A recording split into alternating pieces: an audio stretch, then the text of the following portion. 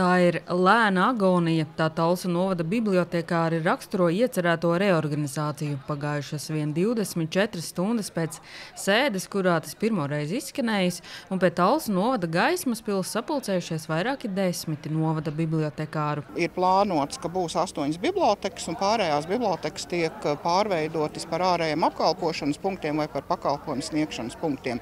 Principā tā ir bibliotekas likvidācija, un tas skar vairāk kā 20 bibliotekas. Tas nozīmē, ka liela daļa no mūsu sniegtajiem pakalpojumiem vienkārši loģiski atkrīt, ja mēs nevarēsim to nodrošināt, jo pakalpojumu sniegšanas punkts ir ar samazināto darba laiku strādā. Tā nav biblioteka. Rojas biblioteka ir viena no lielākajām Talsu novadām, tā akreditācija izgājusi bez neviena aizrādījuma, tāpēc dzīvojusi bez bažām, jo domājusi, ka nu pat vienu samazinājumu Talsu novada finansiālās situācijas dēļ jau piedzīvojusi.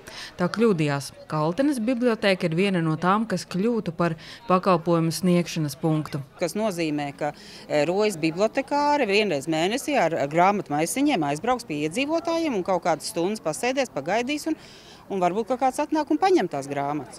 Ne tikai lasītāji paliek bez grāmatām un atbalsta dažādos pakalpojumos, bet daļa darbinieku bez darba. Man pašlaik apskatoties liekas, ka Talsu novadā ne jaunam, ne vecam ir darbs, kur iet un strādāt. Tātad tas nozīmē, ka man ir jābrauc ārpus, dzīvot kaut kur, jāpārceļās dzīvot ārpus Talsu novada. Likums nosaka, ka katrā pagastā jābūt vismaz vienai bibliotēkai, un satrauktajiem Talsu novada bibliotekāriem šonedēļ laimīga sagadīšanās, ka tieši šobrīd notiek galvenās bibliotēkas akreditācija.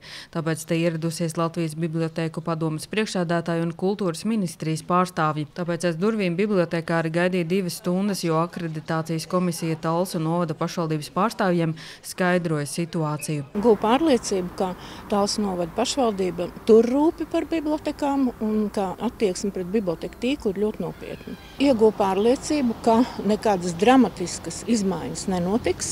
To bibliotekāriem apstiprina arī novada vadība. Komitejā izskanējušais plāns bijis vien informatīvs un sarunas ar nozari un pagastu un pilsētu apvienību pārvaldniekiem vēl tikai būšot. Nesteigties, pārdomāti virzīties, un tie jau principā arī bija mūsu soļi, ko mēs arī domājam veikt tālākā nākotnē. Es domāju, ka mēs esam sadzirdēti un gaidīsim nākamās sapulces un kopā runāšanas, un gan jau varbūt arī šis variants tiešām netiks pieņemts. Līdz ar novada vadību Talsu galvenās bibliotēkas vadītāja pie kolēģiem neiznāca, lai gan arī viņai būs liela nozīme bibliotēkas tīkla optimizācijā. Tas ir viens no bibliotekāru bāžu iemesliem, jo viņuprāt vadība atbalstā nav ieinteresēta.